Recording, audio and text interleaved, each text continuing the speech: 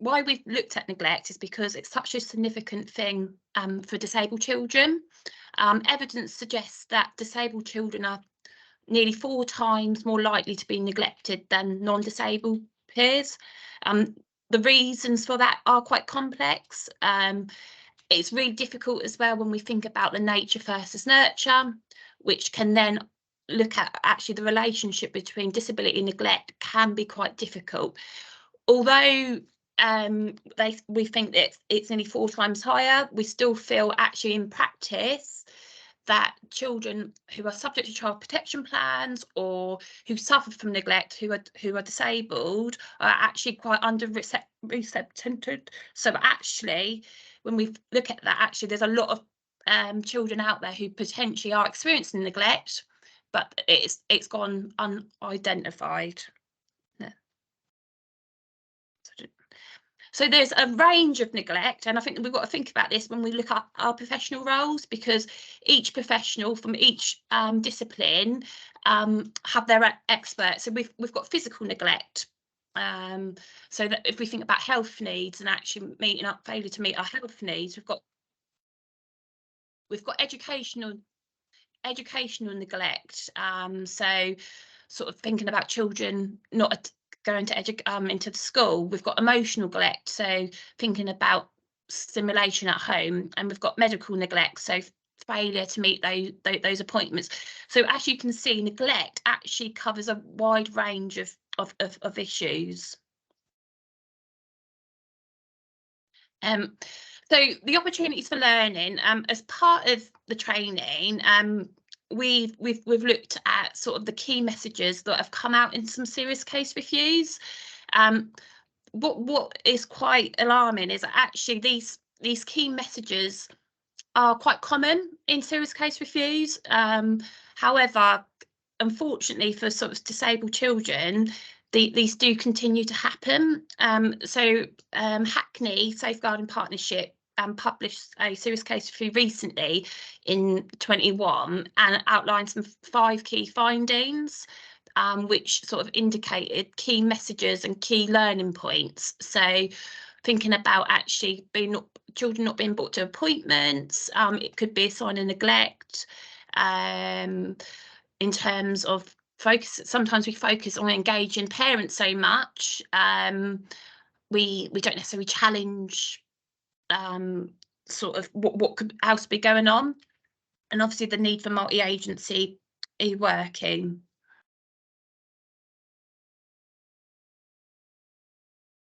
Okay, thank you, Kerry. So we're going to introduce Kyle now. So as Jo said, this is a completely fictional child, but we actually felt that this was one that was quite well represented across many children in Suffolk that are accessing a range of different health services. So Kyle has Lennox-Gastaut syndrome.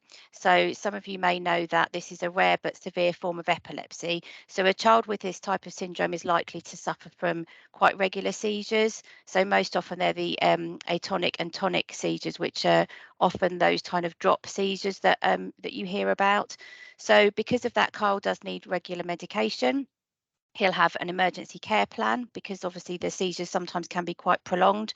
As it says on the slide there, he is at risk of sudden unexpected death due to epilepsy as well. Quite often children with this type of syndrome will have behavioural issues that they will need support with, and you know, sometimes they also have other complex health problems that they're quite prone to, things like repeated chest infections, which could end up actually shortening their life. So as you can see there, Kyle is has a very complex health background and is likely to be involved with an awful lot of different professionals, with having the need for quite a lot of appointments as well. So we're going to start off now looking at Kyle's timeline. So we're going to start off in April 2019. So he had a hospital appointment with the epilepsy specialist, and it was noted at that appointment that there was some signs of neglect. So he appeared a bit unkempt. It was also noted that mum was falling asleep in the appointment. We note that his number of seizures had increased, and that actually mum hadn't brought him to his last appointment. So because of that, there was a delay in his actual medication being reviewed. So there's lots of questions that already brings up just from that first contact. So the following contact that was due was in June 2019. So a few months later, and he actually missed that appointment. So for whatever reason, his mum was not able to prioritise bringing him to that appointment. So it was rescheduled for August.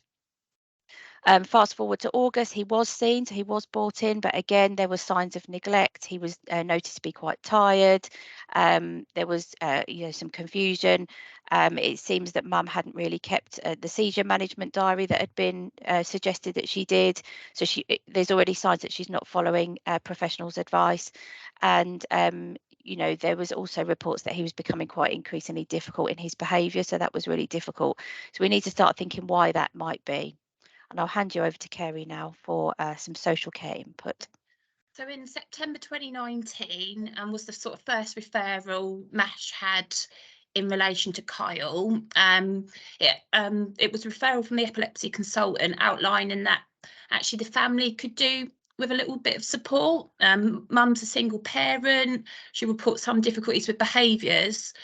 MASH speaks to mum, who isn't aware of the referral. So again, sort of think about the consent, and states that everything's okay and does not wish for an assessment. Mum has stated that Kyle's back at school now and things should be better. So MASH made a decision, but well, actually there isn't a clear social care role there. So there was sort of no further action.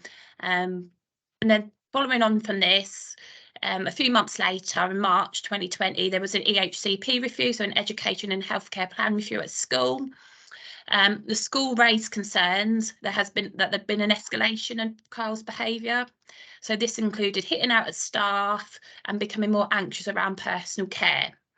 Kyle had also fallen asleep, and Kyle's school attendance had dropped to around 55%. So mum reluctantly agreed on referral to social care, but said she is fine as her new partner Mike helps out in her care. So as you can sort of see from there was concerns sort of from health, but also in the context of sort of Kyle in school and education.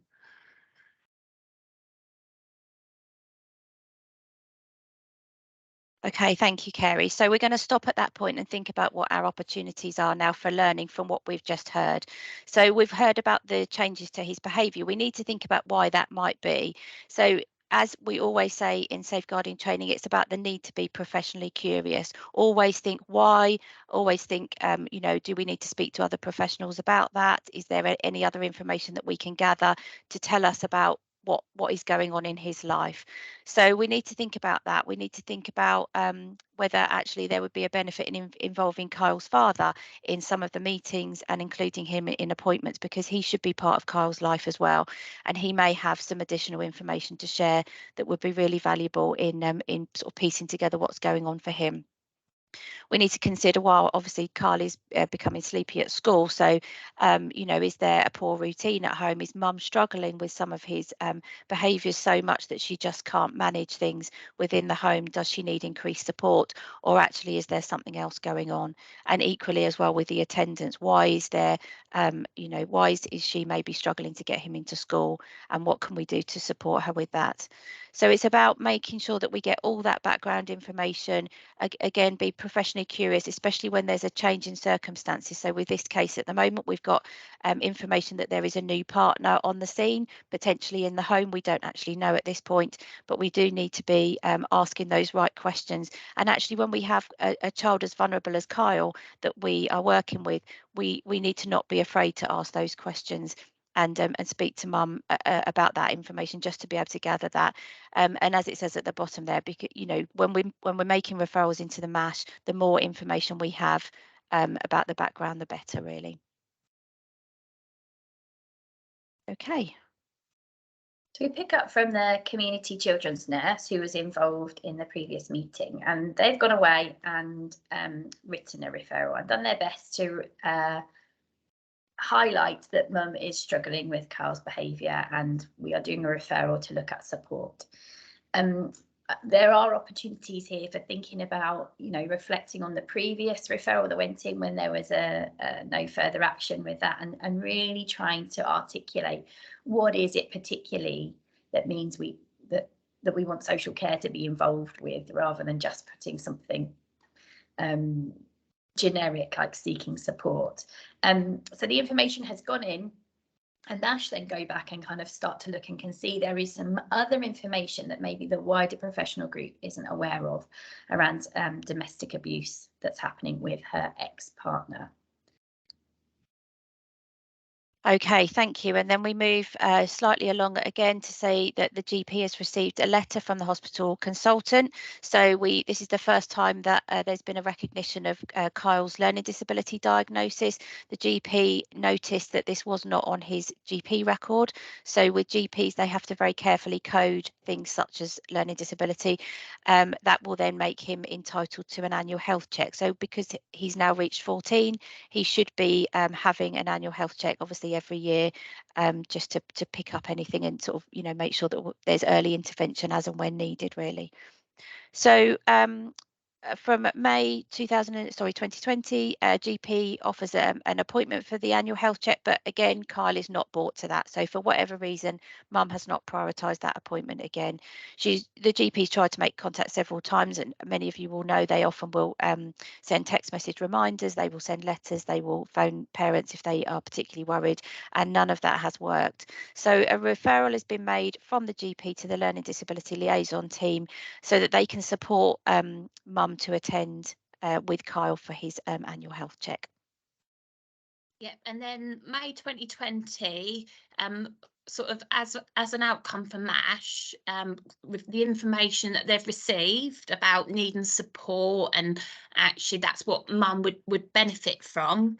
It's recommended that early help to explore support, so sort of a more universal approach, looking at the Activities Unlimited offer, which is a short break offer, which offers sort of a budget for children with disabilities to get into breaks. Early help make contact with Mum, but Mum declines support, so there's no further action.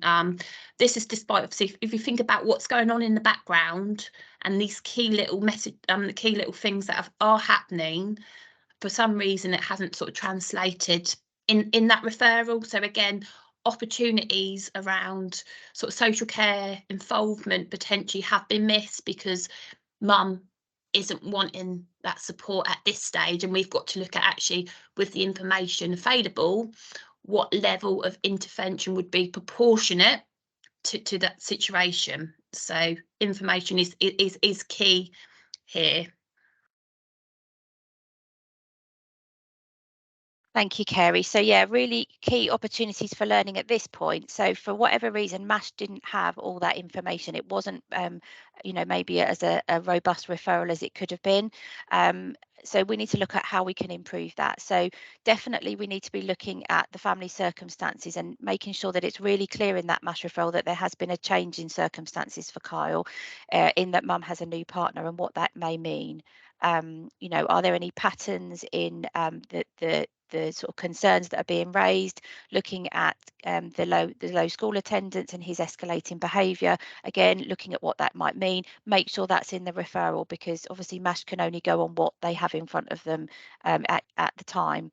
So it's really important that that is all considered. Make sure that you have looked through the record really carefully, spoken to other professionals that are involved, because you can include every piece of history into that referral that you can think of, just to make sure that they have that full picture. The more you put in that MASH referral and the clearer it is about the concerns, the more likely the right outcome will be, you know, resulted from that referral.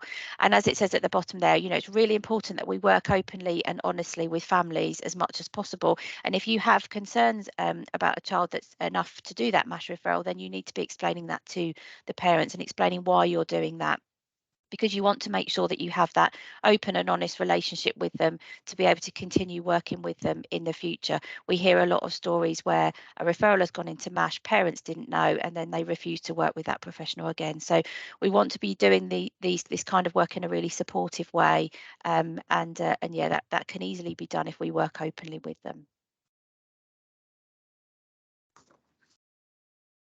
Okay. So Carl begins to let us know that things really aren't going okay. He starts being more tearful at school, appears to be anxious about going home. His biological or birth father tells us that he's worried as well about this new partner.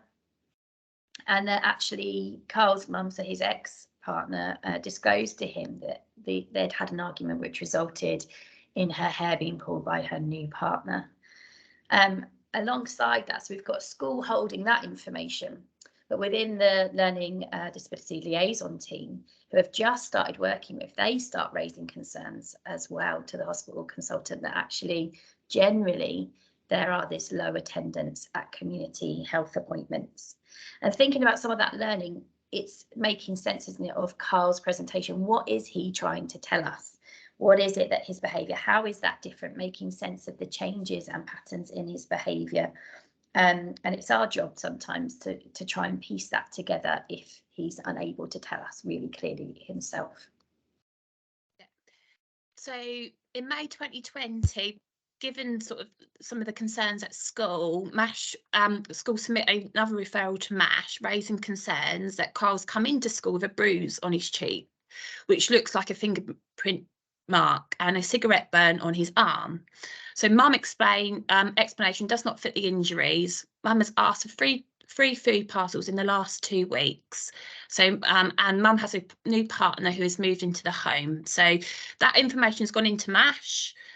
Obviously paints quite concerning, more of a concerning picture for Kyle, and it shows actually how things are potentially escalating at home. I think what we need to be mindful of is actually a sort of a fingerprint bruise or a bruise is quite a physical sign of something that is untoward or something concerning happening at home, which evidences that actually when we've got maybe neglect going in the background, that may not be as obvious as, say, something like a bruise. So in June 2020, MASH and Outcome decided to do a single agency Section 47. So in social care, single agency Section 47 is a single safeguarding investigation. So that looks at, is there a risk? Do we feel there's a risk of significant harm there? So we would then look at doing that safeguarding investigation. A joint agency would be with the police. So from the information trawl, MASH indicate that the partner, so mum's partner Mike, has been previously convicted of assaulting an ex-partner 4 years ago, alongside a history of domestic violence. So all of that's gone in, and that slight information about actually the change of family dynamics, it's raised even more concerns. Following the completion of the Section 47 investigation, it was said that Kyle should be open to a child in need plan, as mum has signed a written agreement that Mike will not be in the family home. So what's happened here is that the safeguarding issues around the partner appears to, we're putting a social care, looking at putting in a safety plan to address this.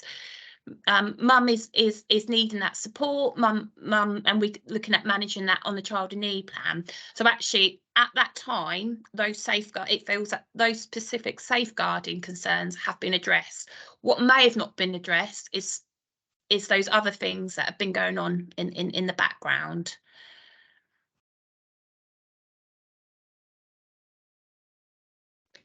So we have some opportunities for learning.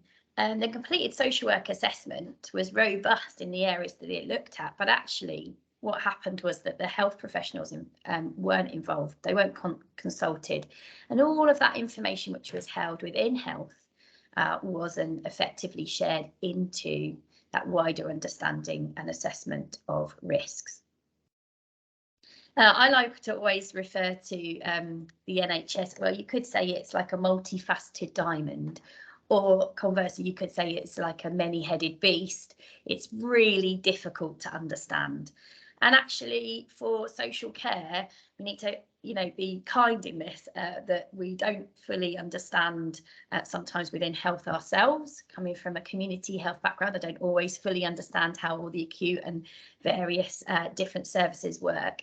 And that filters out to our colleagues in other agencies, police, education, social care. And so part of our job is to make sure that we are sharing information and making it clear who is involved with the family.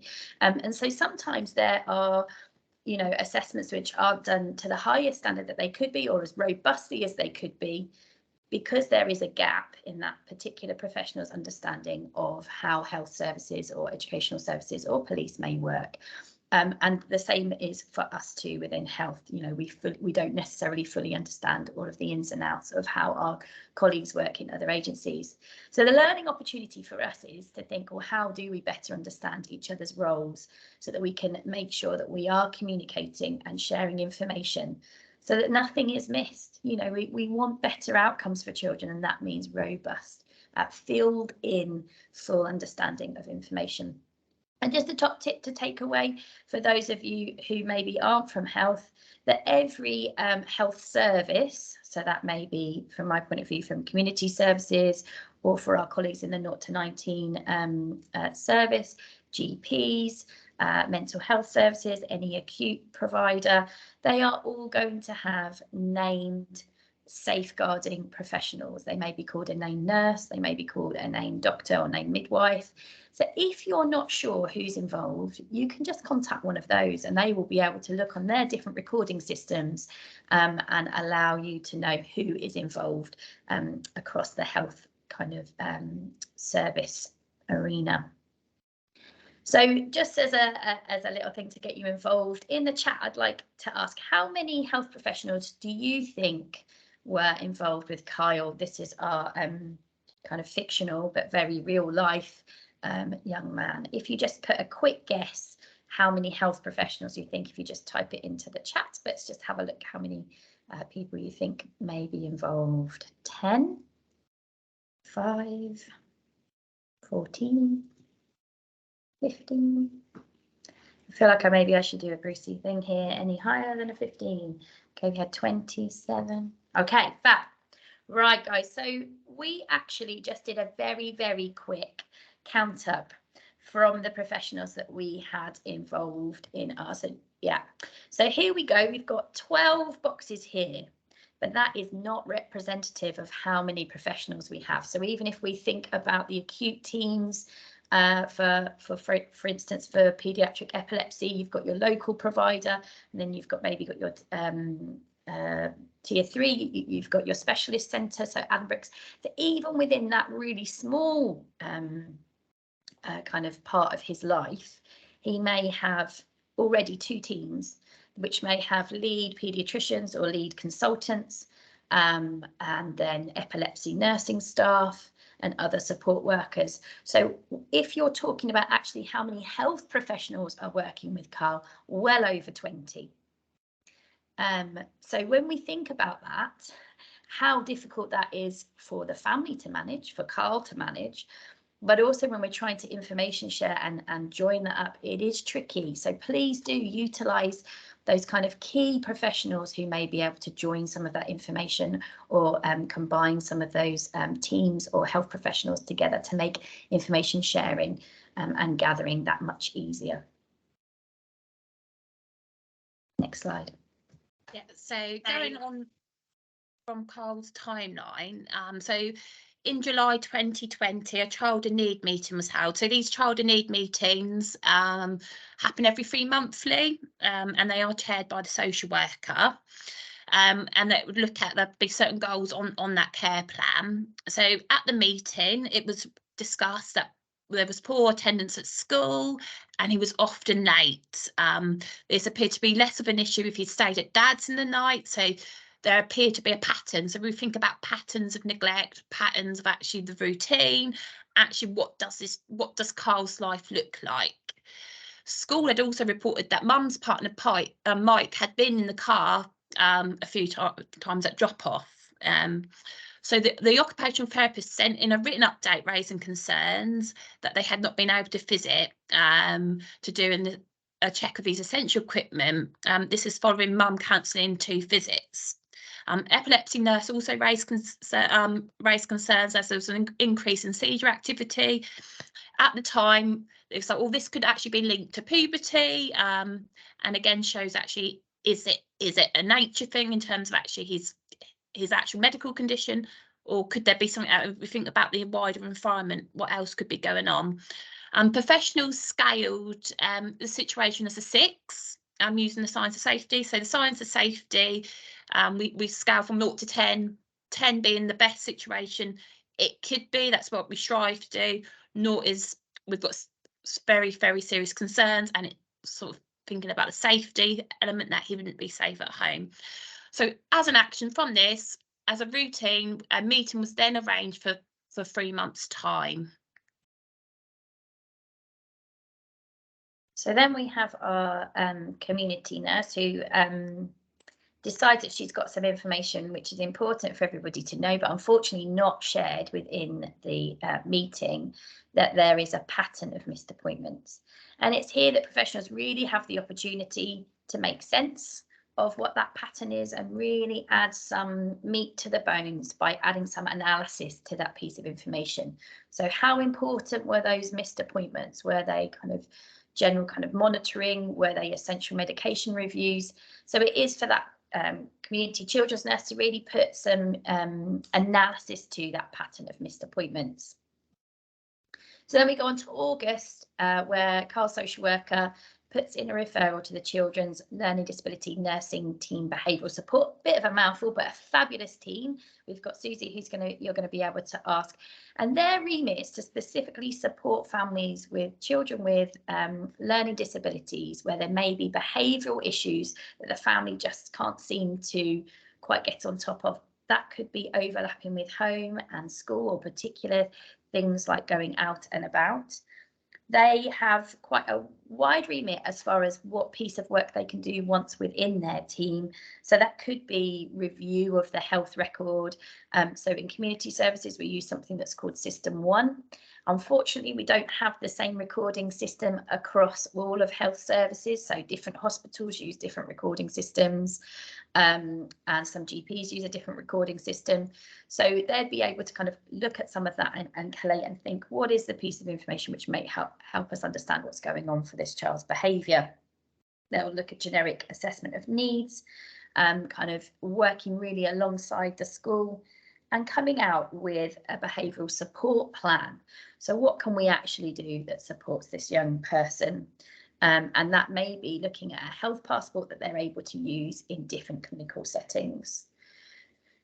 So once they begin to get involved, they go and complete a home visit in the afternoon. But Carl is still in bed, and so they don't actually see him physically. Mum gives a kind of narrative to this, says he's sleeping, he's not well, he's had an increase in seizures. But actually she hadn't shared that when she last saw the consultant, and the LD nursing team were able to see that because they'd reviewed the records beforehand. Mum didn't have a handle on the care plan for his epilepsy, and also couldn't remember all of the names of the professionals, or even some of them. So obviously the learning disability team were beginning to feel increasingly worried about actually what kind of care is happening within the home for his epilepsy needs. Additionally, they then noticed wider than their kind of first remit. So they're looking then at the wider home environment and noticed empty bottles of alcohol, and that there appeared to be men's clothing in the home, leading them to believe that maybe there was either her partner or someone else staying in the home on a regular basis. Okay, thank you, Jo. So again, we're going to stop and pause there just to look at what the opportunities for learning are from what we've just heard. So really important that information is shared within the meeting, so that everyone who obviously is involved in that core group of professionals has that full picture of exactly what is going on. So, you know, it's really important that we don't wait for meetings to share information, you know, that we obviously share that as and when those concerns arise, but you know, don't not share things in front of a larger group. It's really important that everybody has that full picture. We've talked already about the sheer volume of health professionals that are involved with Kyle. So in some circumstances, it would be sensible to maybe have like a lead health professional, or within a group, maybe agree that one person will represent a group of services.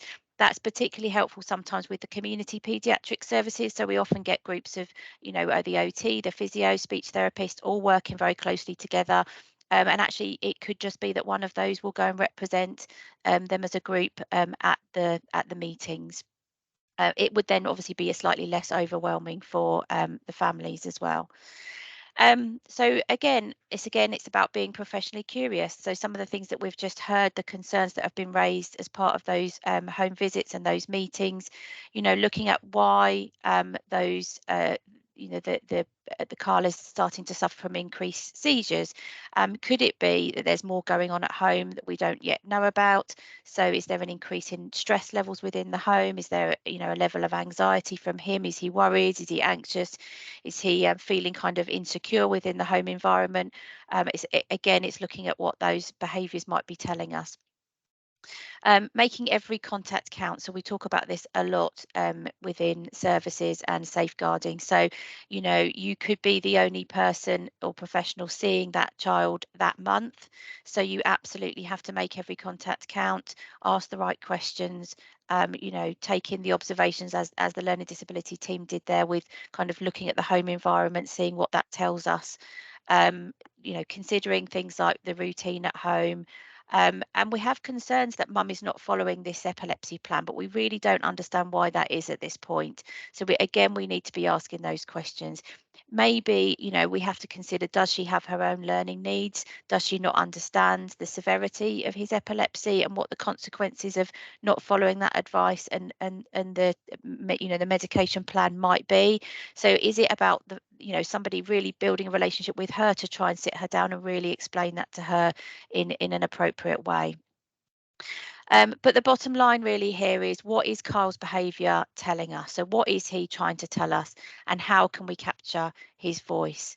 And I will hand you over now to Della from the speech therapy team, who will be able to tell you that in a bit more detail.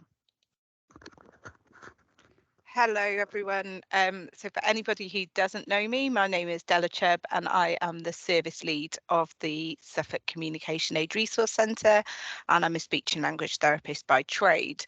My job today really is to just give you a little bit of a vibe about how you might pull Kyle's voice out of this situation. And I think these are some really good pointers that especially for us as speech and language therapists, but for any professional really, we're being asked constantly to record the voice of a young person. And I think it's really important that we're identifying the difference between the actual voice of that young person or reported information. So the first thing I usually start to think about when I'm asked to record the voice of a young person, especially if they're non-verbal, the first thing I usually think about is, what do they love? So for me, the things that really matter is, from my knowledge of, in this case, Kyle, is to kind of think about the things that bring that young person joy. And that is their voice. That is the things that usually they're going to be wanting to really identify and communicate about. And I think that's a really good, simple way of thinking about it. And it stops us from deviating into reporting from other pieces of information. So we're really concentrating on just the voice of that young person. And like I said, that's even more prevalent in the context of a non-verbal communicator. Obviously, it is really important if you have any knowledge of the way that they get their message across. But this really is the thing that I would be strongly advising you to contact a speech and language therapist before you make a comment on a young person's voice. It doesn't mean to say you can't do it, but it's just really important that you've chatted it through with the professionals that are important in that young person's journey. And in this context, communication is the thing that it's our unique selling point, if you like. The other thing to really consider in the voice of a young person like Kyle, especially considering its age, is the consideration of how he fits into the Mental Capacity Act and how you would follow that process through. Whilst it's not essential in the context of a non-verbal communicator, I would be seriously thinking about including a speech and language therapist in your journey of an MCA, just because it helps you really to think about those decision makings, because fundamentally those 4 questions that you're asked about mental capacity are usually reliant on the processing of language, and I think that's a really important part to say. And then the next point in relation to mental capacity is about advocacy. After this slide, we've got some information about thinking about where it's appropriate for young people, especially where they're non-verbal or potentially where their voice is maybe not being captured or heard, whether advocates can play an important part in that process. And I'd really engage you to listen to the next part to kind of think of that more viably. So the next bit is, how do they get their message across? So as I said to you before, when you're looking at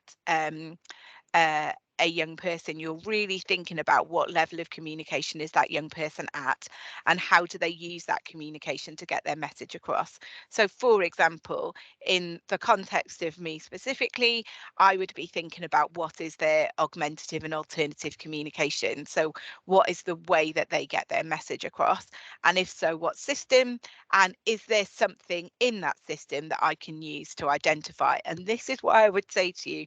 Doesn't mean to say that you all aren't skilled, but this is where I really would be asking a speech and language therapist to help. It shocks me every day that we go through quite a lot of young people, especially like Kyle, where I think that sometimes gets missed out in that process. And it's just remembering that there's an important part for gathering information in that process.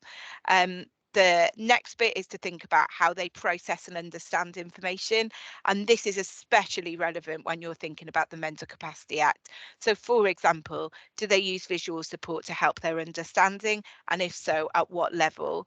I always think about a really good piece of this is where, if they're going into a school environment or a college environment, it's really helpful to kind of gauge from them about kind of what information do they know about Kyle, what is it about his journey that tells me about how he understands information, and do they make the classic comment that I think probably every speech and language therapist on this call will tell you, is that they understand everything.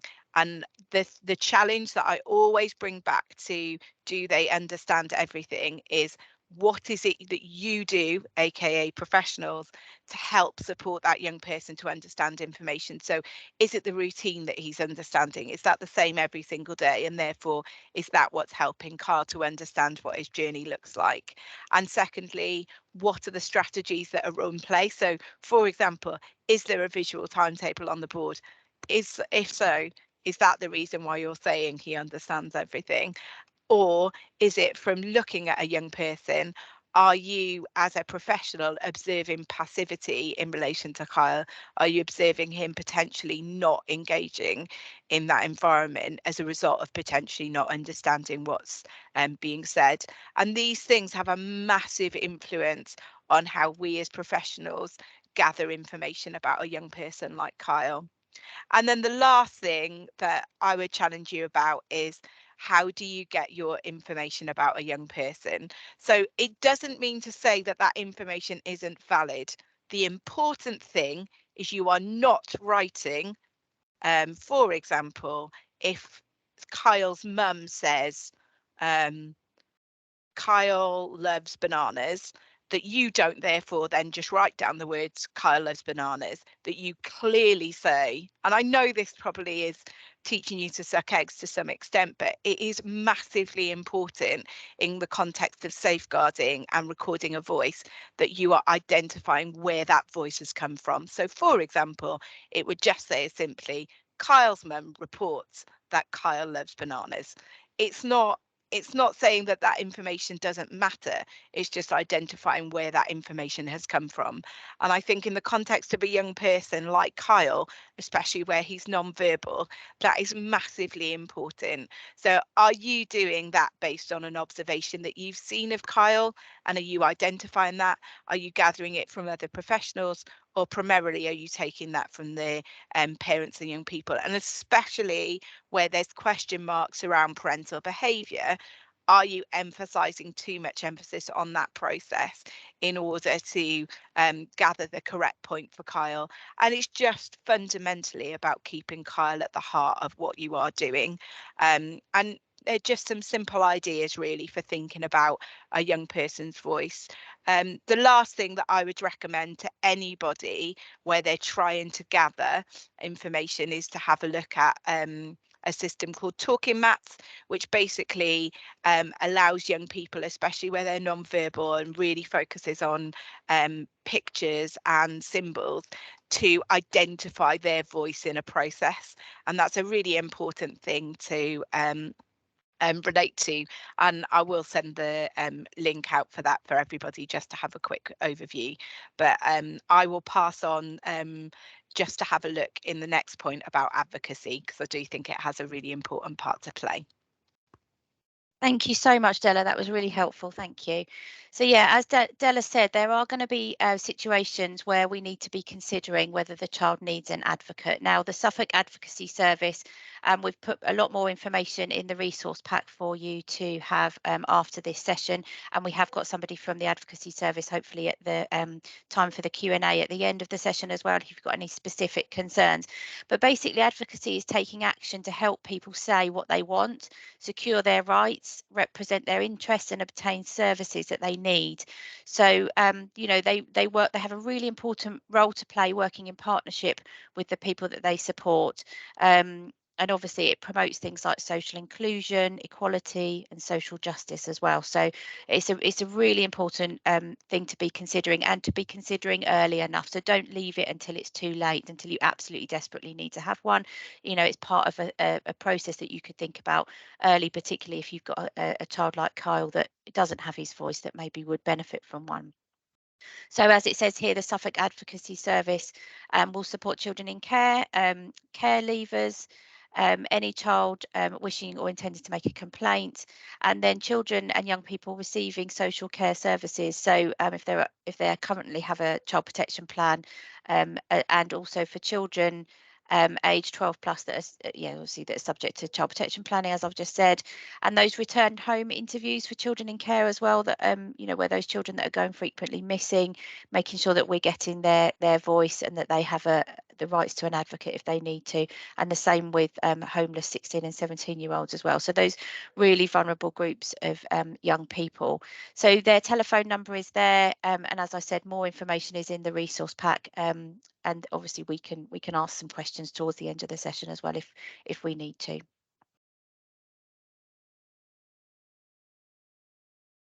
Thanks, Della and Jo. So we're picking up again with Kyle in September of 2020. And here we've got the school nurse who's been involved with liaison from the LD behavioural team. They'd asked them to come in and complete a continence assessment because there've been ongoing concerns that his toileting seems to be disrupted. He doesn't seem to be having the right personal care. And school are raising these concerns that he's coming in very wet and soiled. And mum is saying that the skin on his genitalia and around that area are often red and sore. I think it's really important for us to make sure that we don't just say that's how it is for a child with additional needs or disabilities, that we just say, oh, well, continence and changes in continence are just part of who they are and how they are. That may be true, but actually continence and changes in continence can be a behavioural indicator for us that things aren't going okay, that there are changes that are stressful in the home. And in this instance, obviously, we are looking at these particular things around personal care and whether that is another indicator of neglect within the home. Then going forward to September 2020, so there was a child in need meeting at the school. In the child in need meeting, it sort of built on this picture of concerns. Mum had missed the last 2 appointments for the learning disability nursing team, and we've got to be mindful actually when there is non-engagement with sort of the learning disability nursing team, there's potential risk that actually Kyle could be discharged from service because of mum's non-engagement. Kyle's school attendance continues to be sporadic, which has also meant that the physiotherapist, the speech and language therapy, which are sort of in school, he's been missing out on. Mum has reported that this is because he's been unwell, and I think if we think about cases where there's children who've got complex health needs, it is a fine balance. And there is situations where their school attendance is going to be lower because of their health needs, but I think we've got to balance that with actually, is that because of their health, or what else is going on in that environment? Is Kyle actually well enough to be in school, or is something else going on? And I think that can be quite a difficult, quite a complex situation, and that professionals need to handle with sensitivity, but also challenge with that. School transport report no answer on the door on some occasions. So again, what is going on at home? And on some occasions, a man has answered the door. So we don't know who, they don't necessarily know who the man is, but again, another professional going in there, another pair of eyes, another set of information. During the meeting, it appears that Mum has a faint bruise on her left eye. So this concerns around actually Mum's decline in her presentation.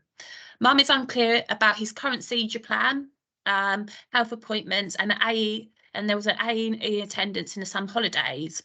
She said this was due to a bad seizure. However, the social worker was unaware this has happened, as no attendance record was received. So on some occasions, it doesn't happen all the time. There may be that if a child's been admitted to A&E, or there's been an attendance, that actually sometimes the social worker isn't aware of that. They may not get that report. Some of the reasons is that we have different recording systems. I mean, it doesn't happen all the time, but we can't always assume that the social worker is going to know about that. But again, having that child in need meeting is key, because that gives opportunity to pull that information together as well, and paint what this picture is like for Kyle. Thank you, Kerry. Okay. Oh, sorry, my slide's not changing. I think you can see it now. Oh yeah. So sorry, Kerry. I flicked through too many slides. It's me now. My IT today is not playing games. Sorry. Yeah, so we're going to stop and pause there and look at some of the opportunities for learning from what we've just heard in those last few contacts with Kyle. So again, it's about further exploration of the impact of the change in seizure profile. So Mum is still not following the current seizure plan. Why is that? Because obviously it's been going on for quite some time now. Professionals will have been trying to work with Mum around that, and it's whatever it's been doing, it is still not working. So that is a concern. Obviously, professionals are aware that there's a lot of health appointments for him to be attending. So actually, is there an opportunity here for some coordination in that? Could there be some joint appointments, just to cut down the number that she has to bring Kyle to? That may actually be quite helpful. Looking at making sure that the social worker, but also Dad, is receiving any updates on medical things such as clinic letters, but also, as Kerry said, there was a missed A&E attendance that wasn't shared, which would have been particularly helpful, considering it was another seizure that again paints that picture of things not being managed with his health needs. And as I've already said, have professionals considered whether Mum has her own learning needs, because she really isn't understanding or necessarily being able to prioritise his health needs, and we need to look at why that might be.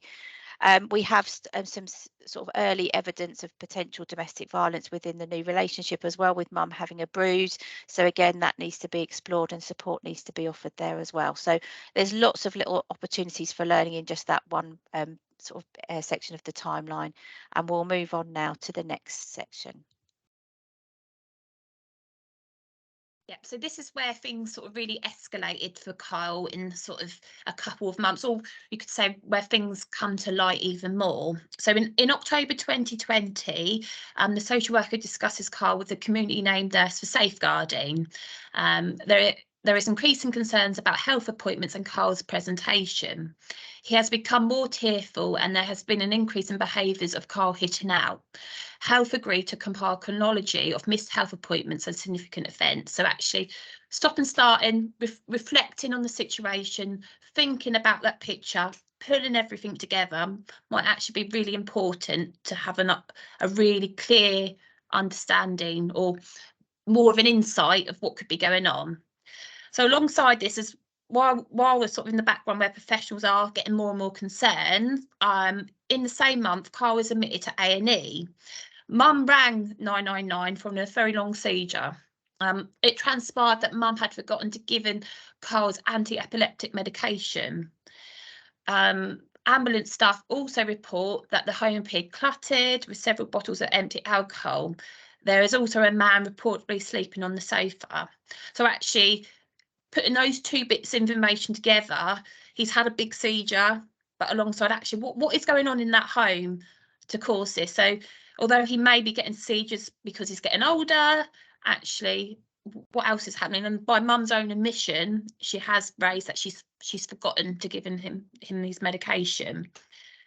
So in November 2020, the police are also called out to the property following an altercation between Mum and the partner at home. Carl was present during this altercation. So actually think of that, the impact that could have on Carl. Mike was heavily intoxicated.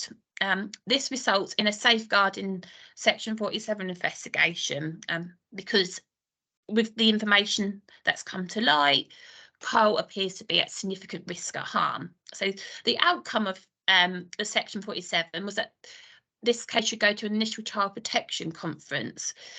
This is also following information, including the chronology from the health, that there has been multiple missed health appointments in the last 3 years. So we think about previously going back to before that first referral had occurred, well, actually that chronology highlighted before social care involvement that actually there was quite a long chronic pattern of neglect, but unfortunately it's taken this time to then maybe pull that information together, professionals to look at actually, okay, has there been progression? Unfortunately for Carl, it doesn't appear to be in this case. So in December 2020, an initial child protection conference has happened. So the initial child protection conference looks at within the professional network. So those who attended be from health, education, police, people within the family network. And that is the initial child protection conference is chaired by somebody called an independent referring officer. And that is a decision to see whether a child should be subject to a child protection plan. So it was felt within that meeting and within that conference, actually, he should be placed on a child protection plan under the category of neglect. It was highlighted in that meeting by the independent referring officer that Carl had been suffered chronic neglect for many, many years. And what we tend to find, actually, with us professionals, we tend to work quite closely with cases, and the nature of the case, especially with disabled children, we may work long term, but actually somebody coming in from the outside could see actually this hasn't progressed. But I think when we're seeing a family day by day intake, we sometimes get masked by actually the parents' aides, and we go to the next visit, oh, actually things have slightly improved. But actually, as a whole, for Kyle, unfortunately, things have got worse over the years, and he has suffered, it appears in this case, has suffered quite very long-term neglect in a range of, going back to the first slide, when we think about physical, emotional and educational neglect, all those different types of neglect. Unfortunately for Carl, that appears to be the case here. So let's take a moment to reflect on lots of the points which Kerry has put really well. That part of the difficulty we have is that we have to, of escalating concerns with children with complex needs, is that they are just that, they are complex, and sometimes it's very difficult to pull out what is safeguarding and what's the complexity of the health needs or the family in being able to meet those really complex needs. And the law makes it really clear around, you know, when we can or can't have child protection processes in place. And that is around significant harm or likely to experience significant harm. So for us within the different services who are working alongside our colleagues in social care, we have that real emphasis to think about, so what? Anyone who works with me will crack up because they know I say it all the time. So what does that mean? You know, we've got all of this information in front of us. And in health with a complex child, we will have reams and reams of information. So we could use some assessment tools to help us with that. Things like chronologies are really helpful, or using assessment framework or risk and resilience matrix. If you're not sure what some of those are, then have a look at what kind of assessment tools could I help me organise the information I have, to help me make sense of the information that's in front of me. So we're not just talking about masses and masses of information, we're stopping, we're reflecting, and we're making sense of what does that information mean for this child. And you have immense skills in this area, whoever you are and whichever role you may be in. It's really important that you bring your expertise into that analysis, because that is going to help any assessment and understanding of what's going on for that area. And the social worker needs your input, needs your information and your analysis of that information, so they can make sense of what that lived experience is for the child.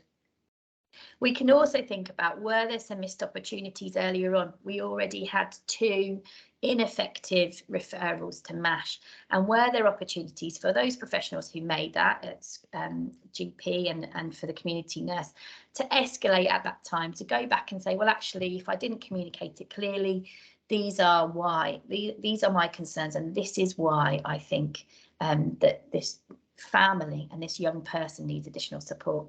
And it's a shame that we see ourselves 18 months on with somebody external to the case being able to see very clearly that this is a chronic case of neglect, when those have been working alongside the family had those same concerns, but for whatever reason hadn't been able to articulate them in a way to get the right level of support in place for this young person with regards to safeguarding processes. Yeah, so carrying on from sort of Carl's timeline and how things progress. So as Carl's subject to a child protection plan, parenting assessments were conducted by the social worker. And actually what come to light with that, actually the father, Carl's father, actually it was felt that he was quite a protective factor in the case.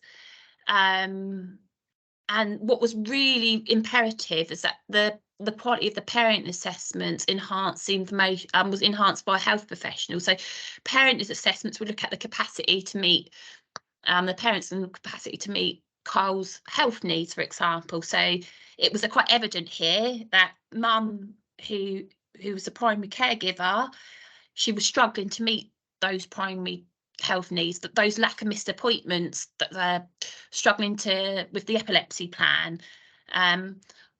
But also we look at when Carl was living with his father, when we look at routines, and actually he was in school when he was his school attendance was better, his presentation was better. So those parenting assessments are quite key to look at, actually looking at actually the child, can the situation change, what support does the parents need. But it's really crucial actually that having health input, having education input is really key, because it looks at, well, actually, for example, Carl's mum, who's been primary caregiver for many years, it evidence of actually her capacity, for various reasons, she wasn't able to meet his health needs. So as an outcome, as a parent of the parent assessment, the local authority ascertain legal advice. So when social workers ascertain legal advice, we call a legal strategy meeting to sort of see, well, actually, do we meet the threshold to look at legal proceedings, because the situation at home is so concerning. that this is having a significant impact on Kyle and the safeguarding. Actually, if we don't do anything, this could be very risky for Kyle. So at the time it was discussed that a PLO meeting would happen. So that's a pre-proceedings meeting. So that is where Kyle's mum and Kyle's dad get free legal representation to have a look at actually what needs to change for this to prevent to going to court. Within this meeting, within the meetings and within this process, it was agreed that actually dad that it'd be best for dad Kyle to live with dad, and Kyle's mum came to that agreement. So actually Kyle's mum felt that in this case you could argue that she did put Kyle's needs first, because she said, well, actually I'm really struggling, dad can offer that. Since Kyle has lived with his father, it's been reported that he's been flourishing in his care. The previous concerns professionals had were no longer a worry. So in April 2022, Kyle has now been in dad's care for over a year, and professionals are considering how to support transition into adulthood.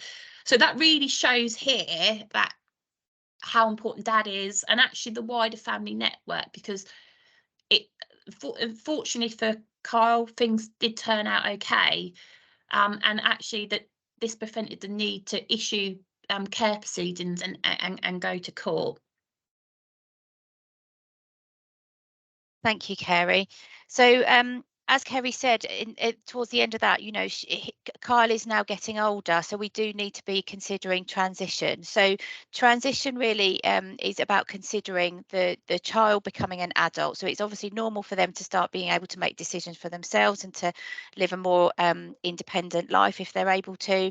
And we obviously talk about transition as being officially kind of the transition from children's to adult services. So it's moving from one service to another, but actually it's a lot more than that, really. So we know that adolescents often have distinct safeguarding needs. So if you consider sort of contextual, extra-familial and non-traditional harm that they may come across. So their lives are already very complex just as being an adolescent, but then when you consider Kyle and his complex needs, that is obviously even more of a risk. So we know that harm doesn't stop at 18, and we know that transition into adulthood it shouldn't really be seen as just an event. It's actually a process that needs to take place over time. So we need to be looking a bit wider. We need to be sort of reaching across boundaries. We need to be thinking about trauma-informed care, things like that. We need to be planning early, looking at how we can support them to be a bit more independent if they are able to, and doing things like having maybe some joint visits with other services so that transition is as smooth as possible. So really important that we think about this early. And especially if you've got a child that maybe lacks capacity or has those kind of additional needs that may be needing to be considered. So the other thing to consider, and as Della's already mentioned, the importance of thinking about the mental capacity assessment, that as soon as a child reaches the age of 16, we must consider this. So we do have obviously a large number of vulnerable children that will lack capacity. If that's the case, in Kyle's case, we need to be considering who in their life is able to make decisions for them, and actually are they making their decisions in their best interest. So we need to be thinking about that as well. So really important that we think about this early. We don't leave it too late. We've got 2 case reviews that actually this learning links really closely into. So they're both local case reviews. We've put a link at the bottom of this slide so that you can read the learning from it. But Adam was a 16-year-old with complex health needs. He sadly died in 2019 due to sudden unexpected death in epilepsy. So he was open to a child in need plan at the time of his death, and an MCA assessment hadn't been completed, but absolutely should have been as soon as he turned 16. So that will provide that kind of legal framework to be able to support to support his needs. That was kind of a missed opportunity for Adam's case.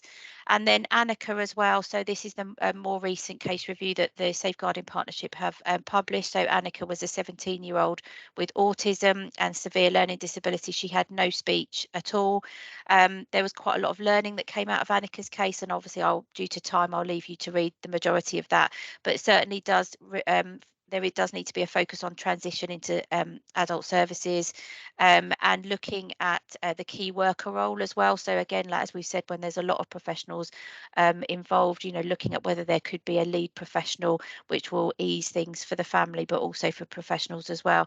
And also with Annika, because she was non-verbal, it's really about looking at what Della said, really making sure that professionals have the skills and tools to communicate better with children with disabilities, especially those with communication difficulties.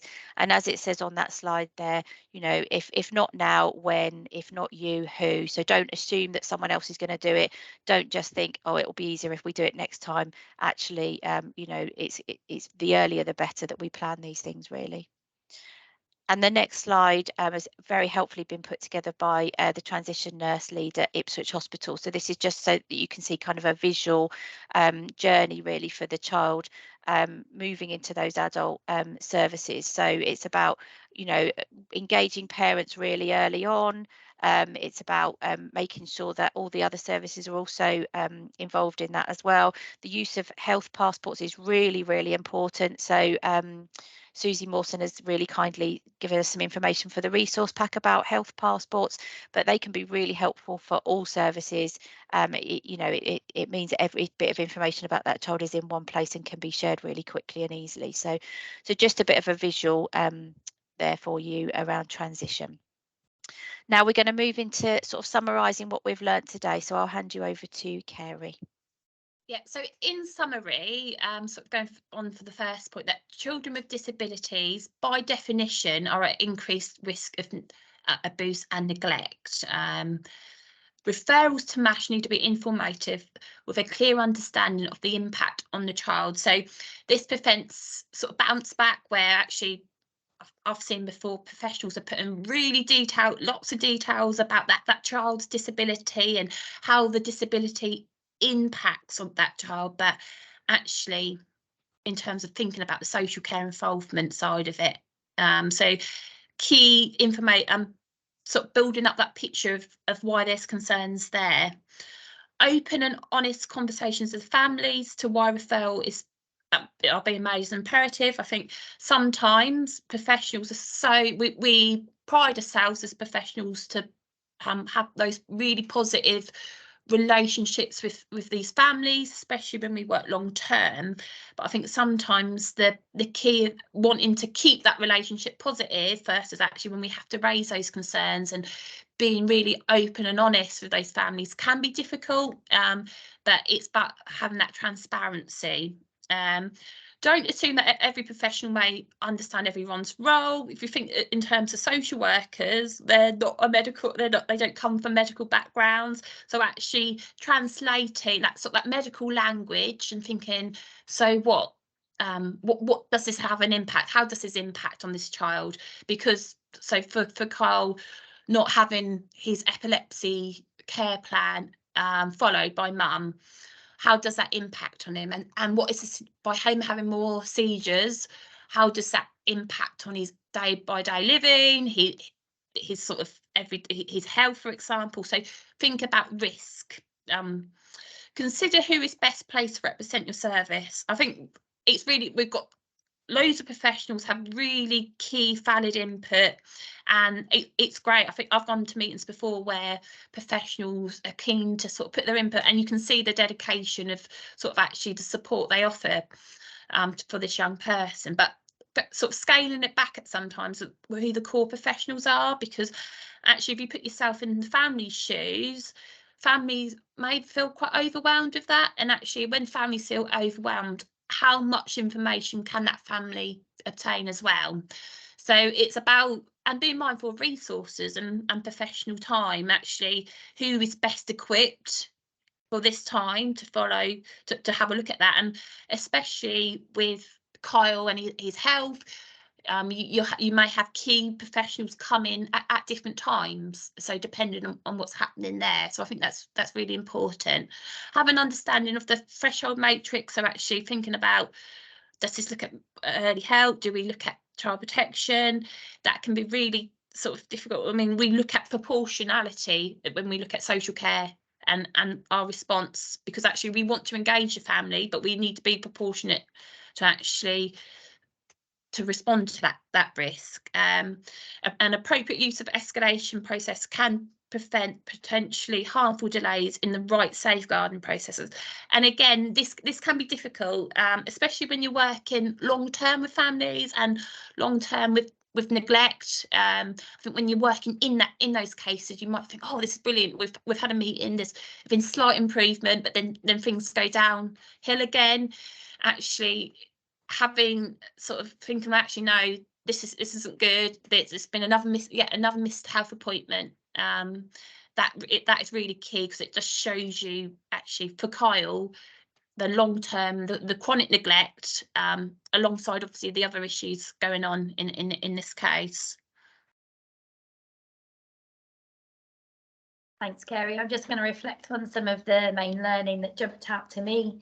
I think it's that idea that actually when we work together, we produce much better analysis of risk and understanding of the lived experience of that child. And so, you know, take that time to liaise, pick up the phone, get to know the people who are involved in a child's case, and share information, set up round robin information, sharing emails.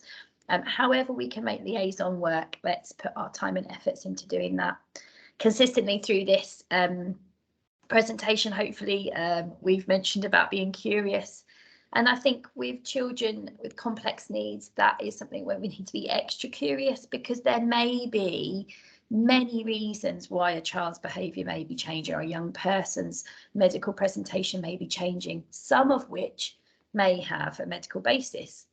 But we shouldn't ever be kind of complacent or overly, you know, applying a broad brush. It is for us to really look into what is it that may be impacting on that child's well-being. Could there be other factors? Just again, reflecting on things like continence and behaviour. Those two can be real indicators that stuff's going on in that child's life or young person's life that's overwhelming and stressful. Let's not forget about dads or other partners that are involved. There's lots of really good research out there saying why we keep doing it, but actually, again, thinking about who could be in that child's life, who could provide safety or could also act as a risk, thinking about the new partner in the case that we talked about. I'm sure everybody in health is going to do a big sigh when I say about this one, chronologies. No one loves doing a chronology, especially with a complex child, because there's loads of information. But actually, if we'd done chronologies earlier, could Carl have had the right input and the right support earlier on? Could we have seen those emerging patterns that suddenly were so clear once we had done the chronology? And especially in cases of chronic neglect, chronologies really help us see those patterns much earlier. So I know it's a big ask, and please do seek out your named professionals to support you with that. But you know, it is one way, especially in health, that we can really support our colleagues in other agencies to understand those patterns of neglect, medical related neglect. Think about Della's presentation. She did such a fabulous job. And that's because she has the specialist skills. So when we are struggling, why not ask the specialist to come and help us? You know, if we have a child who may not have a straightforward way of communicating, then let's ask the specialists are really used to that. And again, it's not taking that broad brush of thinking they're either verbal or non-verbal, so I can either get their voice or I can't get their voice. Who can I get, or what resources are there that could support me in effectively understanding what the child's voice is? We've touched on MCAs. And then lastly, not because I'm biased, but named professionals are there to support not just those who are within their particular health service, but they have a massive part of their role is liaising, bringing that information together, putting it in a way which can be understood and shared easily between agencies. So please do use them. And back to Joe H, because I'm aware of the time. Yes, thank you, Jo. Yeah, so the final takeaway thoughts really. So same old thing that we always say, safeguarding is absolutely everybody's responsibility. We particularly do need to get it right for this vulnerable group of children though, which is why we've put this training on today. We obviously are aware that they will then transition to become vulnerable adults, so it's even more important that we make sure we get it right. And getting it right for every child does not mean treating every child the same. So we do have to be flexible to their needs. We have to adapt as and when we need to. But consideration needs to be given to how best to adapt practice, assessment and intervention for children with a range of additional needs and disabilities, and to ensure that all professionals are aware of their needs and kept updated. Considering at all times what is life like for that child and how can we find out, and I think that's probably the best way to end that today. So we do have, although we have very short of time, if any at all, but we do have a group of people that here that are able to offer some advice and support if you have any questions at all. So I'm going to stop presenting and just see if anyone wants to ask any questions of anyone that's here today.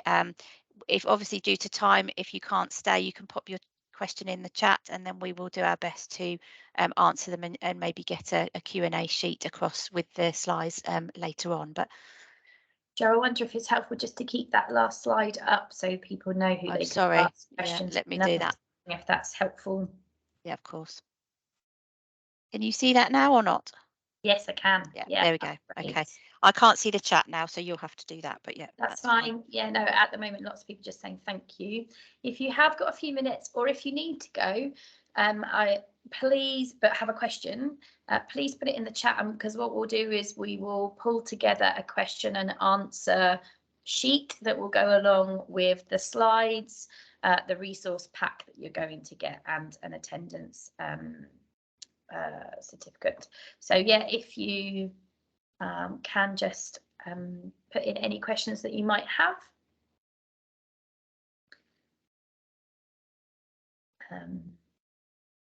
While we're waiting for any questions to come through, just to say thank you so much to everyone that has helped put this presentation together. Although it was obviously Carey, Jo and myself that presented, we had quite a large number of professionals that were involved in sharing information to make sure that we got it right. So you know, some of them are listed on this slide, but we also have others as well that weren't able to join us today. So thank you very much to all of those. So we've got a few questions. So I wonder if Susie Mawson, are you here, Susie? Could you ask I am. What is a health passport? Oh, good question. You will, in the slides you get, we have embedded a document that describes what a health passport is, and also an example one. So basically a health passport works on like a traffic light system. So the red are the absolutely essential things you need to know about me and my health, how I communicate, you know, how to work with me, absolutely essential things.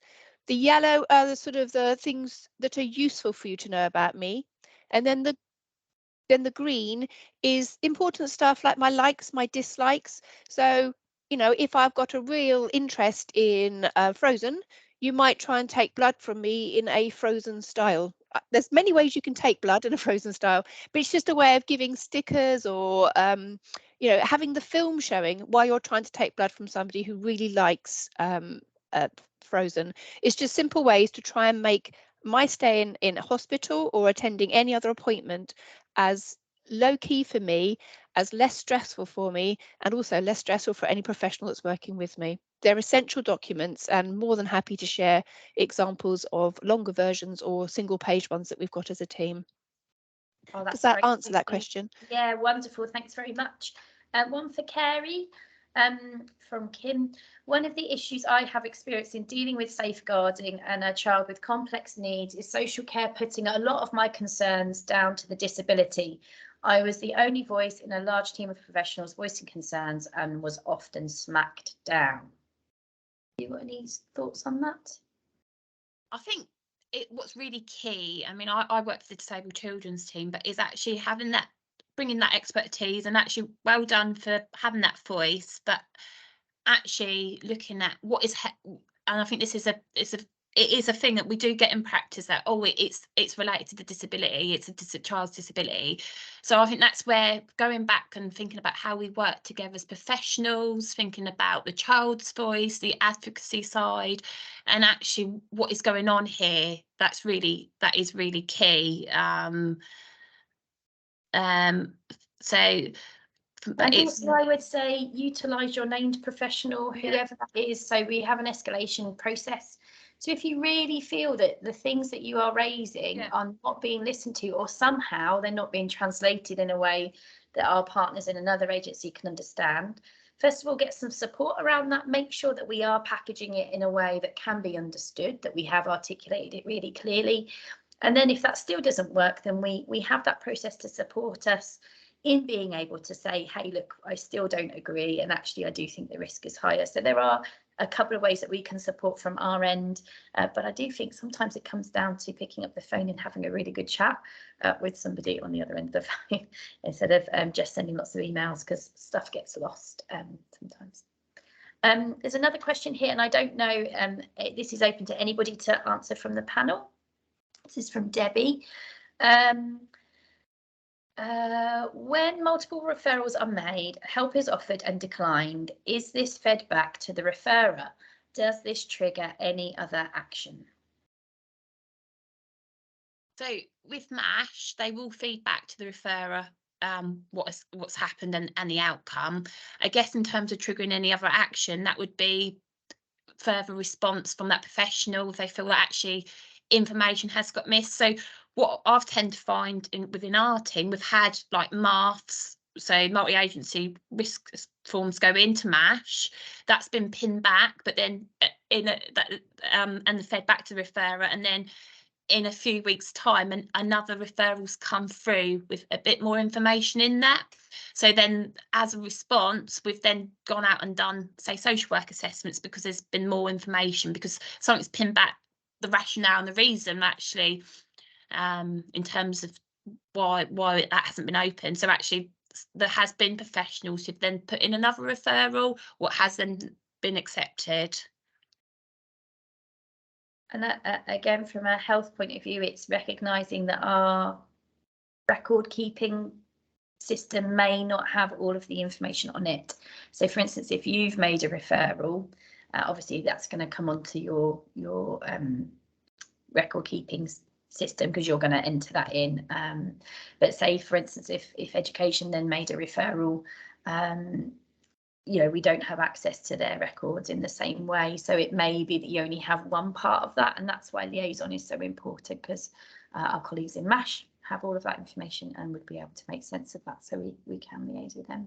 And just to add in there, sorry, as an individual service, if we received a referral and we didn't get take up of that referral from the family, we would contact the referrer and any other known professionals so that they all get a copy letter letting them know that the service hasn't been taken up or has been declined for whatever reason.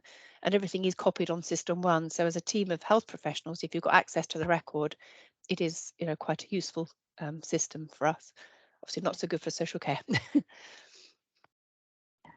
Thank you. That's a really good point, Susie, and I think that's the same across most health services, that they would let the referrer know if something wasn't picked up, so really helpful. We had a question about GILIC competence, if anybody fancies talking about that. So when we were talking about MCA, the question came up, where does GILIC competence factor in prior to a young person turning 16? Well, I can dip in. I might get it hopefully completely right. We would be looking really more at the child's emotional age rather than their chronological age. So for a child with a learning disability, if their emotional age or their level of the learning disability meant they're functioning more at a 3 to 4 year old, you couldn't expect them to be able to have GILIC competency. So we have to be a bit more creative as to how we would apply that. I don't know if Kerry is something you could add in from a sort of social care aspect. So I mean, this is a sort of a big area at the moment with, I mean, and this is probably involves another whole level of training, but the liberty protection safeguards that have been brought in are from age 16, but we have to look at actually the child's capacity before that as well, and consider actually what restrictions are in place, and do we need to go to court to get approval if say parents aren't exercising PR, that young person doesn't want that, but they appear emotionally, cognitively at an age where that decision can be made. So it is quite a complex area. Going back to Gillick competency, that norm that used to come in at the age of 13. Yeah, I think with regards to sexual health, obviously you would be thinking about other laws and stuff in the application, but I think Gillick in itself we can use, and it is about the child that's in front of you. As somebody has already said, it's basically a situation for a whole day's training, a discussion for, but what we can do is put maybe slightly more comprehensive response to that, kind of how the two overlap. They are slightly different, but we are happy to put a bit more in that question and answer fact sheet for you, so you'll have a bit more of a comprehensive answer to that. But hopefully that's given you some idea that those two pieces of legislation work well. One is case law and one's legislation works closely with each other. There can be overlap, but Gillick competence can be used over 16 as well if we don't have any concerns necessarily about a lack of competence capacity to make a particular decision, but we are thinking about their ability maturity wise to be able to make a decision. So there is some overlap there, but the MCA is a very robust process, so we would always encourage you to use Absolutely, Jo. when they're 16 or over. I So cannot reiterate. we would always encourage you to use belts and braces, which is your MCA. Yeah, I can't reiterate that enough in the context of every day on the grounds for young people like this, where you're looking at complex learning disabilities especially. Gillick is about the functional ability to make a decision. Fundamentally, if you look at the functional ability to make a decision, MCA over takes that to allow you, for young people like this, to decide whether that's in place. And fundamentally, if there's a learning disability in place, the MCA probably is the reason for making that decision. It doesn't mean to say that there's no examples where there aren't crossover, but it's few and far between. Yeah, and also if we've got legislation, why not use it? It gives you a bit more oomph to what you're looking at. And Anthony made a reflection. He suggests he put in here, in retrospect, a lot of time over the 2 years was spent on referrals, assessments and discussions about help, but little, if any, direct help to Kyle was offered or given. It may have been that more direct work with Kyle would have helped us to see the neglect at an earlier point, as Jo said. I know, as a group of panelists, how do we feel about that? Do we feel that there was little to no offer or input of direct help? I would guess as a service, I would have liked to have seen the referral getting to us quicker. We could have got in there quicker and been the voice for him, explored his whole situation and worked directly with Kyle to find out what is going on. And that's the beauty of our service. But we are a very small service and not everybody knows about us. And also at that time, it may have not been fully known how much of a learning disability he had. There's these factors that have to be met before you, or hoops you jump through to get to services. And it's making sure everybody knows what services are out there and who that service can help. And that's really important.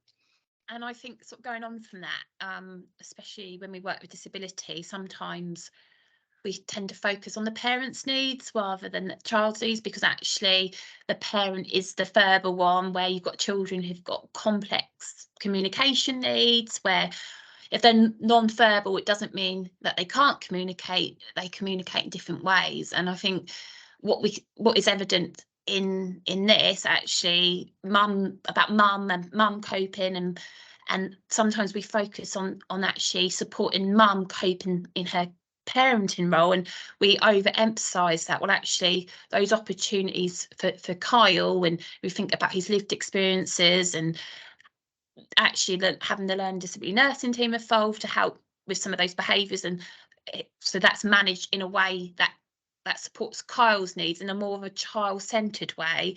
That is really key. But I think it is a fine balance. It is a challenge, especially when you've got parents in there. Parents are struggling, and rightly so. We emphasise as professionals, because actually it is hard to look after a child with a disability, but what we've got to be mindful of is actually not to get lost in the parents' needs, but actually centre of this is Kyle, and what services, what direct work can be done to complete for that to happen. I think also for me, we picked up with this lad when he was 14, and actually we already knew there was a significant health history. We already knew there'd been quite a significant social care history, in that there'd been patterns of domestic abuse and some low-level indicators of, or considered to be low-level indicators of neglect, you know, as in it didn't hit a threshold for us to get a social worker involved and things like that. But I do wonder if actually some of the things, chronologies and stuff, had been completed earlier, that we would have been able to see those patterns a little earlier. And also I think it's that exploration of why help was batted back, because you're right, I think Anthony's point that actually little direct help was in for quite some time. I don't think that was through lack of trying, but maybe services didn't really get to the reason why there was barriers to receiving that help, when everyone could see that the family, and specifically Kyle, needed that kind of support and input. Any other thoughts on that? I think that was all the questions in the chat. Let me just go down and see if I missed any ones more recently. I think there's one about statistics. Somebody put in about actually is there up-to-date figures of neglect for disabled children locally. I don't feel that the 4-time higher quote earlier in the presentation is reflected in what I see in my role. So in terms of sort of research out there as a whole, it is very limited around disability and neglect. Locally, I can't, unless we looked at statistics on what children are subject to a child protection plan, who are open early help. It's really complex, and again, it's going on to that point that actually, although those figures are as they are in that published research, actually a lot of these children are underrepresented in terms of the neglect. And if you think about Kyle, and actually in practice, that actually we've done a snapshot of 2 years, but previously to that he was neglected, and actually that wasn't, he would have gone under the radar of social care. But it does show you that neglect is happening when even if there isn't a label, that we haven't say that child's been so we've got to think actually a lot of these children are underrepresented, and hopefully if we think about the key messages that have come out today, that may give some indication to why that is, and actually is that recognising that in practice. And I think recognising it in practice is how that translates. So we've got that information, we know they're not going to health appointments, we know they're not going to, so how does that translate to practice? How does that translate to learning? How does that translate to awareness that these children are being neglected? I'm happy to send out, so we do have statistics at the moment as to what percentage of children are subject to plans for neglect for each quarter, so we can send those out without any difficulty. But I'm not sure we then break it down to have the comparison between what level of those children on a child protection plan for neglect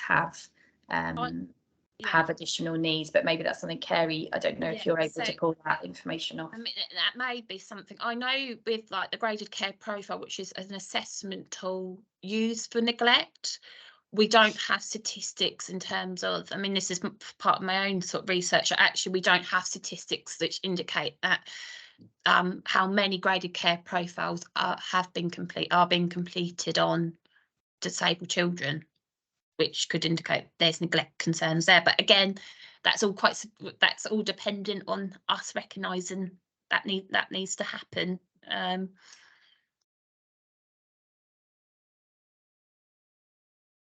Looking here, my nurse team were family supporting me, but it seems other professionals struggle to challenge parents for fear of upsetting them. I would say one of my bugbears is when I hear health professionals saying, I want to protect my working relationship with them, as though social care have no working relationship to protect. Actually, we each are responsible, and if we are seeing things that we're worried about within our relationship, that's the best place to raise concerns. And I think, yeah, sorry, Kerry. On reflection of that as well, actually raising concerns early on and being open with professionals protects that relationship, because what tends to happen is concerns, health professionals, or not just health professionals, a range of professionals may have concerns, that's then reported, and then that's been brought up in a meeting by the social worker, and the response we get from the parent, well, I wasn't made aware of these concerns, right? And then so they then lack the trust, or that they don't feel that things have been addressed. So actually, on the flip side of that, by being open to families, you are going to get those challenges, but that actually may protect relationships in the long run. It's exactly what I was going to say. Sorry to interrupt, but yeah, absolutely. It's far easier to be open and honest, and have those, protected working relationships going forward. They'll trust you. They'll then be more open with you maybe in the future as well. So absolutely, yeah. I also think it's modelling what we're asking for. We ask parents to be open and honest, and then if we're sharing information that we haven't shared with them first, how are we modelling open and honest, reciprocal kind of relationships? So yeah, for me, I think it's essential. Carolyn, I can see you've got your hand up. Do you want to ask your question around the figures and things? Well, it was around figures and stuff, and I just think if those figures are still true, 4 times higher, why aren't we 4 times more responsive? Just putting that out there, because those figures have been bandied around for years and years, well before 2005 as well, because I've been doing this for some time. And I just feel that when referrals are made via MASH or whatever, then they're not always addressed with that in mind. Because even if you haven't been able to put all of that information, we know statistically they're 4 times higher. 4 times higher, that's a phenomenal amount, isn't it? So why are they then turned down? I think I know the answer. I know a lot of it. It's a complicated answer, I think. Yeah, and I think actually it's why we're doing this training. It's that, it's about awareness, it's about knowing what we should be including in referrals, it's about recognizing patterns, it's about being professionally curious. And yeah, it's we know you're all working incredibly hard with these families. It's just about making sure that we get that right information across, and actually then for the MASH and for social care teams, that they then understand that information, and it comes down to communication and things, doesn't it, as well? So, but yeah, that's basically why we're putting this training on, because we know how important it is. And I think in terms of going on from that, actually, if every professional, if we're aware of actually this training, and it's about, if we think about the bigger picture, it's creating a culture of actually disability awareness and the issues faced in practice. And I think that's something which we need to build on, and it's not an easy thing. And like you say, over the years there's been very, very limited progression there. We know the statistics and the challenges faced actually when, and going back, actually we look at priorities, we look at actually where there's a need there. So putting that information across, those referrals are really key, because we do need to look at actually where we need to focus intervention on, for us to then respond appropriately. But again, think about that disability awareness culture and the issues, and it's a very, and I think it evidences, doesn't it, actually, the complex nature of some of these children we work with as well. But we are in a position, if you think actually as professionals, I'm very fortunate working in the disabled children's team, that actually I work with these children long term.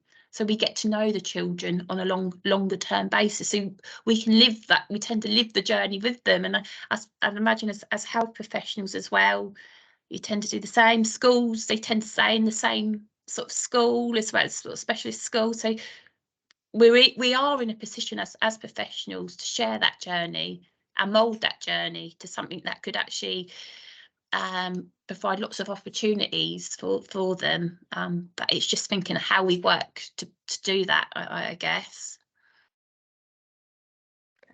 Thanks for that. And again, we'll put some more nuance to that question in our Q&A sheet. I'm just aware of the time. Jo, are we going into half past, or I don't know what we're going to do. We can go to half past if people want to carry on, but then we probably do need to cut it off at that point. I've just got 2 more points. Maybe there's a couple of things for MASH, and what we'll do is, because we don't have a MASH representative here, so what we'll do is we'll take those reflections. I'll speak with kind of MASH Health and the MASH manager and ask them for their kind of feedback on those points, and we can put that into the Q&A feedback sheet that we've got. So instead of us trying to comment on that, I think, you know, we need the MASH team really to kind of comment on some of those reflections. Just quickly looking through. While you're looking, Jo, thank you to Susan, who has promoted the learning disability role. Yes, totally agree. Learning disability nurses should be far more involved in so many more services. But just as a good point that people, if they're not aware, the school nursing service now has SEND nurses within each school nursing cluster. And some of those nurses are learning disability nurses. So that's a real good, I think, positive in bringing forward school nursing, so there's more awareness of SEND and learning disability sort of factors. So that's a real positive. And there's also one in there from Karina. And yes, I totally agree that first contact, your first contact with the family is where you set the scene. And that is about being open and honest. And that's something as a service we always do, that, you know, we may have to challenge what you're telling us. We're very open about it. And I think if you're scared to have that conversation, then it's never going to work. You do have to have that really open and honest conversation with the family from the minute you walk in that door or the minute you have your telephone call. Set the scene, and then hopefully you have no problems from there then onwards. Fabulous. Naomi Jennings from Two Rivers Medical Centre has got a particular question about 16-year-olds. So Jo, I'll get, is that all right to Jo? I will, yeah, I'll email Naomi separately. Yeah, that's fine. Okay. And then we've got something here about home education, and do we have somebody here from education who is on the panel? Did they Hannah, I don't know if Hannah joined or whether she's still here, but she was joining. Maybe not now. But I agree that that piece of information isn't always shared, and certainly for the services that I work alongside, home education is tricky, you know, for children with really complex needs, because normally the team would work together within a specialist educational setting. So if those children aren't, then that can have some practical implications. But I think that real basic information sharing around that, and we can ask education to comment on that when in the question and answer. Anybody else from the panel want to say anything? Is that in relation, sorry, Jo, to the head teachers not getting back? Complex health needs are also home educated, and often health professionals will not know this. Being unaware, meaning we must not always assume school would refer if there was a concern. Yeah. I think that comes down to if you know a child is home educated, then you have to put that on the record. And that's what I usually say to GP surgeries. You know, it's not necessarily to say it's a bad thing, because some people manage to home educate their children amazingly well somehow, but we know it's a risk, so it should be on the record. And you can put it on System 1. There's a section for schools, so it could be clearly put on there that they're not within the school setting. Within SEC or Suffolk County Council, we've also got a marker that shows if a child's got an education healthcare plan. So instantly you know they've got additional needs because the healthcare plan is actually marked on the record. That's an internal system, but it does work for us quite well. Just scanning through. Just to say, Annette, you've put in there about the head teacher saying that they put in lots of referrals but actually don't hear an outcome from MASH. Definitely escalate that, or encourage them to escalate that, because they should be getting outcomes from MASH, and it might be that their MASH are sending them, but they're sending them to the wrong place or something like that. So make sure that they reach out. MASH have a really clear process for feeding back outcomes, so you should be getting them. Especially if you use the portal, I would say. Oh, and yeah. And sorry. I know Annette has her hand up. Sorry, go ahead. So I did notice as well, Bryony had put in a really relevant comment further up. I'm getting lost in the chat now completely, so I'm probably getting really mixed up. But Bryony had raised about that you get outcomes from MASH, but actually you then don't, if the referral, the outcome of the referral is for social care involvement, and then the family refuse to work, or I don't know, just decline support from early help or whatever it might be, other services are then not routinely told about that, and that is an issue. And we have raised that a few times actually, that and even to get the outcome of social work assessments. So from MASH, we get told that it's going for a social work assessment, which we know then the social worker will have 45 days to complete that assessment. But routinely, unless they go to Child Protection Plan, we don't always then hear the outcome of that. So we're working hard with social care leads to get that set up as well. So. And actually that overlapped with Chris Hawley's comment, which was, what about the challenge of families then refusing to see that professional once the professional makes their concerns known to all? This can be challenging to navigate. I know how I look at this, but it is a delayed deferral challenge and does not seem to act as an escalating factor that I would hope it would always. So that's after we've made a referral, we'd be open and honest with the family making a referral, and then they said, well, you can do one then. I don't want you as the physio, or I don't want you as the paediatrician, or whatever. Any thoughts on that? I think it's sort of referring back if family are refusing to engage, because it just shows you, doesn't it, actually meaningful engagement from the family. You've raised concerns, the family aren't going to engage with that professional or that service. Well, actually, if that's going to then have quite a significant impact on actually that child or that young person, that creates that builds more of a concerning picture, doesn't it? Because actually the families aren't, evidence is, well, actually the families aren't going to necessarily accept responsibility or consider actually what needs to change here for this child. So it probably actually puts it maybe highlights further the context of actually, as professionals, families we are working with. I think sometimes we focus so much on relationship building, it then covers the need, well, if I don't address these concerns, but actually the bottom line is, well, actually, are the family, it might be that actually we've got to say to the family, I'm going to have to make a re-referral because you aren't engaging with us. I also think, like, when it comes to some elements of safeguarding, that constant sacking of professionals, complaints, it is all it is all a tactic, and so it can feel really frustrating, because I agree, Chris, it feels like then that's just another delay for that young person actually getting what they need. But I think it's taking that piece of information and making sure we assign reflective analysis to it. What does that mean for this child? Again, if that is a delay, I know from your background it's physio, if that is a delay in them getting essential physio, then that is a risk factor that we need to feed into that wider professional understanding of what's going on for this young person. Yeah, it was just that process really, and how, I mean, often the way I would deal with it is, obviously we escalate it, we would feed back to the professionals involved. But if a family is saying, well, I don't want to see so-and-so anymore, then my main job would be to make sure someone's going in. So I often will try and find somebody else to go and actually pick up that case and give a fresh start, because again, if they refuse to engage with someone they've never met, that's again evidence. It's usually that they say, well, I don't want to see so-and-so anymore, I'll see somebody else, and everyone has the right to swap clinicians.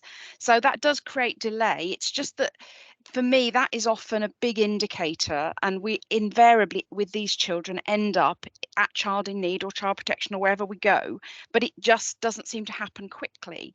And it's just, how much time do we allow? Is there a better way of making sure that that in itself isn't sufficient to make a full-on referral, but it's something that is quite critical, I think, to the child's needs. And obviously they've developed a relationship with that child, and of course then that's then lost, and they've got to rebuild a relationship with a new professional, and it's not the child's choice to necessarily lose that professional. That's what makes me sad sometimes, that the professional will go, oh, I don't want to not go in, I want to go and support that child. So I often feel uncomfortable, particularly in that situation. Yeah, I don't think there's any easy answers. No. Just off the top of my head, I was thinking, you know, reflecting the threshold document, not to be a boring answer, but, you know, actually there is provision within the threshold document to utilise that as an indicator of a certain level of risk. And I think we can use that language to try and translate the risk that we're seeing within our particular little area of expertise into that wider, broader understanding of risk across services. There are sorry, some Jo, other can I add questions. in? Also, Yes, you sorry. could look at chronology there, Christine. Sorry, Chris, nice to see you. Yeah. Hello, nice to see you, looking, Susie. you know, going back over other health professionals, have they experienced that same issue? You know, did the Yeah. last SALT going in suddenly forms a relationship, young person starts saying things to the child, oh no, you can't see them anymore. And sometimes you do see those patterns in the record, but again, it's making sure you just go back over the record as much as you can and just exploring any other existing kind of situations like that. We've certainly had to do that before. Yeah. Because you think, is it me? Is it my service? Yeah, but I don't know how much pushback we can have in that situation. I rarely have pushed back with families and said, well, do you realise that actually in this situation, because there's a relationship here, and because obviously I've reviewed it and there's no reason apart from the fact that obviously this person has been honest and expressed concerns, that actually I'm going to have to escalate this as a result of you sacking the therapist. Not that you'd say it like that, but I don't think that's language that we currently use, but I wonder whether we should. I think it might be worth exploring managers communicating with families to make them aware that actually there is a consequence of that action. That isn't a way that I've done, because I have tried to protect a relationship to enable somebody to go into the house. But it's, yeah, it's the one that always gets me. And I think that's really key, actually, having those conversations with the family about the concerns and actually saying, well, actually, it's a shame because your child has got a really good relationship with this professional. Yeah. And actually that would highlight, because when we think about proportionality and about actually why things take such a long time to get to child protection, that evidence actually within your professional role, within your professional capability, you've tried to work with that family, you've tried to engage with that family, you've tried to address that concern there, rather than, oh, let's try it on a child in need plan, let's try to change our way of working here. Yeah. And I think what happens is, and actually this is where we've got to everybody's got to give themselves credit. And I'm the same, we sometimes have these conversations with families, we think about how to work with families, but in terms of recording that on a chronology, because those conversations are key, aren't they? Because they are the intervention. Those are the interventions. That is what you've tried, but it hasn't worked. And I think that's really important. And going back to any of those referrals, think when they go into MASH and go to, actually in the professional network, think of, this is what I've tried, but this hasn't worked. So what we've tried to manage it within universal services out in the community, but it's just not working, because actually that evidence is from that first point, the meaningful engagement is quite limited. And we're going back to Kyle in that case study. Yeah. It took months to do that and address that, but actually the meaningful engagement and around, actually mum didn't want, she's like, oh, I'm not coping very well, that's the referral that's gone in, but then mum saying I'm coping okay. Well, that paints a very different picture to the actually not going to appointments and having those conversations. Well, actually, why haven't you gone to an appointment? Looking at ways of trying to change it as well. Yeah. Do we need to change the time for the appointment? So think about evidence-based practice, and I think that's really, really key. Yeah, I'm not sure that does, or I think it all goes on record, but I don't think it all gets into the chronology. And I think that is a really good learning point that we'll probably need to feed back to everybody. And that's what I'm hearing. And I'm thinking about some of my interventions with these families to support the team. And I've communicated with the families. We've had a conversation. We've actually created something, and obviously it's all recorded, but I haven't put that as a chronology sort of point. So yeah, I think maybe, and I think that if I'm doing that or not doing that, I'm sure that's other people too. And I completely understand professionals' frustrations. They've worked really hard with family, tried to address concerns, put in a referral, it's then bounced back. But actually you've done all that hard work, you've done all the groundwork, but it's just not been translated in practice, and that can be really difficult. And it's difficult when you've got loads of priorities going on, and those so it's those key bits of information, and sort of I think that's a really key factor, that actually not engaging in physio, or and what does that mean for that child, and actually we've had those conversations. Well, that's going to be more, that put more weight to referral than putting this child's is non-verbal, got all these complex health needs, lots of details about the disability. To pull it. Yeah, we are going to have to stop now. Sorry. Thank you. Helpful. Thanks. We will put as much as we can into the question and answer feedback. Jo, I don't know if you've got any final comment. No, I just think actually the fact that this is overrun so much just shows that we could probably talk about this all day, because it's just so needed. And yeah, we've been really pleased that we've been able to put this together. So thank you to those of you who joined today, and thank you especially to those of you that are still on the call, because it shows that you're really interested in it. So yeah, so obviously it's been recorded, so it will be shared on the Safeguarding Partnership YouTube channel, and we will send out the resource pack and the slides to everybody that's joined today. Tracy Murphy, any final comments, or are you happy for everyone to go? Yeah, that's fine, Jo. Thank you. I just Brilliant. would like to say thanks very much. Thank you. Yeah. It was really, really interesting. Yeah, brilliant. Okay, thanks everyone, and have a lovely rest of your day. Thank you. Thanks. Thank you. Jo and Kerry, do you want to stay? I will stay on. Thank you. Thank you. Bye. Thanks.